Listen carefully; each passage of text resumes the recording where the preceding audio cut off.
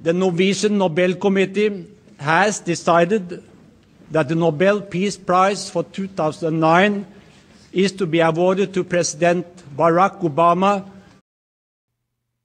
Drone strikes in Pakistan, the surge in Afghanistan, the bombing of Libya, aiding terrorists in Syria, crippling sanctions on Iran, the Asia-Pacific pivot.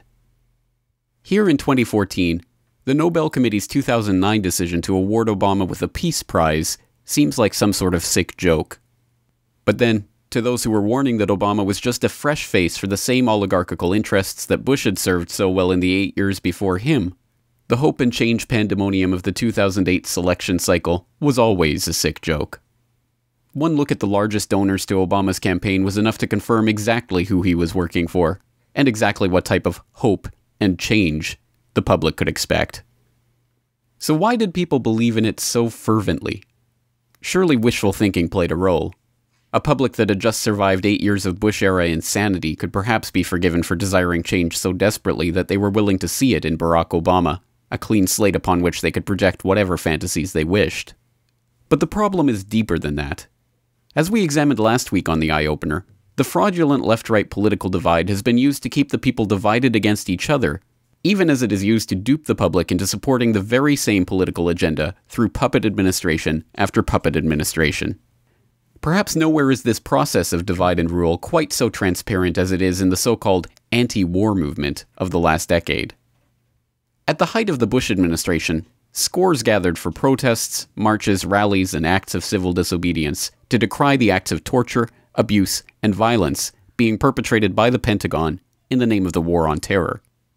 At the time, the movement was dismissed by the talking heads on the right side of the political aisle as being little more than an anti-Bush movement. If we refuse to be silenced and frightened by the high-class thugs across Pennsylvania Avenue, if we stop being stereotypically good soldiers and good Americans, if we do what history demands in this critical hour, we can get our troops home now. We can put an end to the suffering and to the war crimes. We can begin to absolve our complicity, and we can give George Bush an accountability moment he will never forget.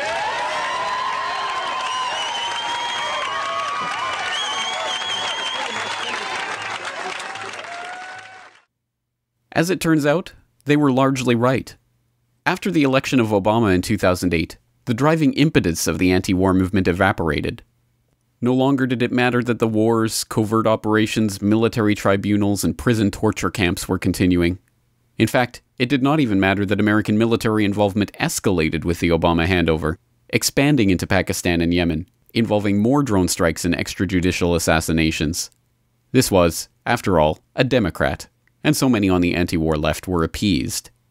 Groups like Veterans for Peace, which had so loudly and so admirably called for the impeachment of Bush for his participation in war crimes and atrocities, have been happy to look the other way while their guy in the White House forwards the very same agenda. Last year, I had the chance to talk to famed activist and writer Larry Pinckney, a veteran of the original Black Panther Party, about the process by which the anti-war movement was co-opted and ultimately squashed by the left-right political fraud. You know, there were hundreds of thousands, if not more, people who righteously protested against the outrageous actions by the G.W. Bush regime. However, these same people, or many of them, if not most of them, have become deafeningly silent about not only what Obama has done in terms of carrying on these Bush-Cheney policies, but the fact that Obama has expanded these policies. And let me be specific. I'm talking specifically about the drone missiles where he's killing at will people in other countries at will, just killing them.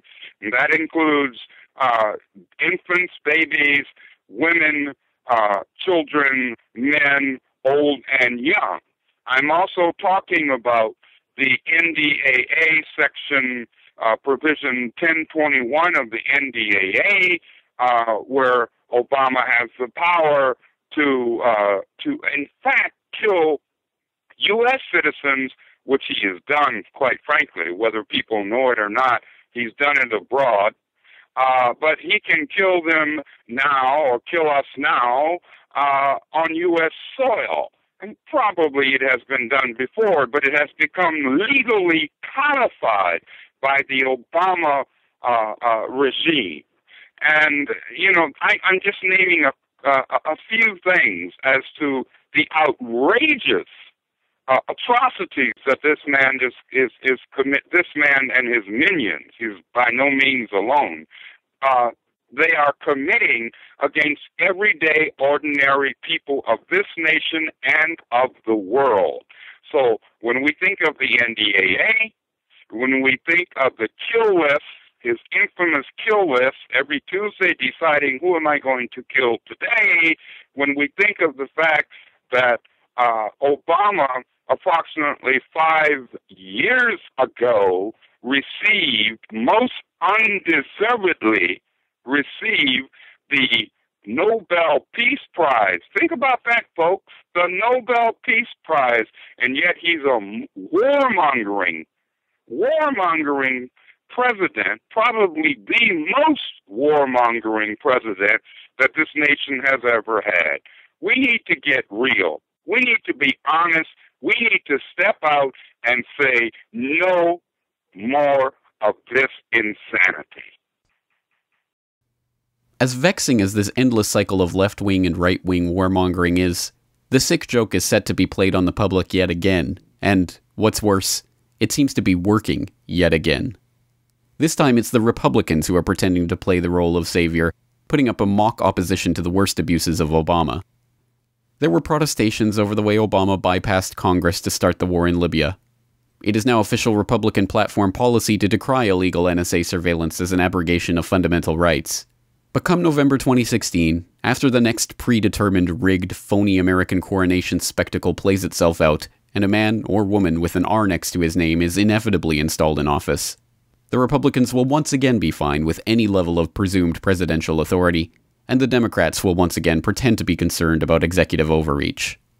And the public, relieved to have thrown the rascals out yet again, will be content for another 4 or 8 years, until the next time they decide to throw out the rascals. And so history repeats, and repeats, and repeats, and repeats. And yet, there are reasons to believe that this time can be different. As Larry Pinkney highlighted last year, there are concrete steps that the public can take to help transition away from the left-right duopoly, and toward a system where people collaborate and act in their shared interest against the wishes of the warmongering ruling class. We begin with ourselves. We begin by understanding that the corporate stream media are nothing more than propaganda arms of the power elite of the system. We must, one, create our own everyday people's media. We must look to that media and not only look to it, but be an integral part of that everyday people's media. Tell our own story. In other words, tell our own narrative. Number two, we must do as Joe Hill, the famous activist, the late Joe Hill, many years ago, said, we must stop mourning. It's not about mourning and holding our heads down. Oh, God. No, it's about organizing.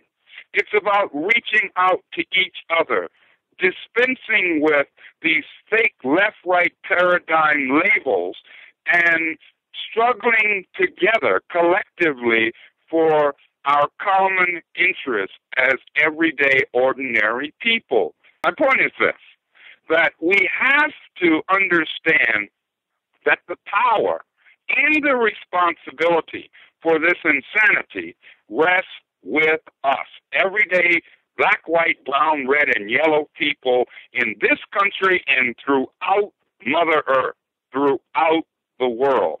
So those are two beginning points that we can do immediately. We don't have to wait for any. We can do that immediately because it begins with ourselves.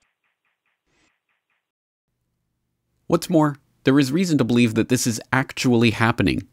No more stunning example of a genuine, grassroots, people's anti-war movement can be identified than the spontaneous mobilization we saw in the wake of the false flag chemical weapons attack in Syria last August.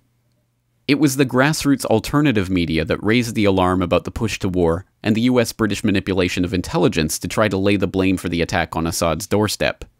It was mass mobilization and anti-war campaigning that derailed the war drive and forced Obama to back off from sending troops into yet another war theater. And it was this intense public backlash that ultimately shamed the administration into taking Putin's face-saving deal. Compared to the mass carnage that has been inflicted in Iraq, Afghanistan, Libya, and elsewhere over the past decade, the aversion of the Syrian war may seem like a small victory, but it nonetheless is a victory and has to be recognized as such. The fact that NATO did not begin the bombing of Syria in 2013 may prove to be the beginning of a tidal change of resistance to the imperial bankster-driven war agenda of the warmongers on the left and right sides of the phony political divide. Or it might turn out to be a momentary blip on the otherwise unimpeded journey toward a state of total war. The people might go back to their mainstream news, believing their mainstream lies, voting for their mainstream political parties, and thinking that as long as it's our guy in office, everything will be okay again.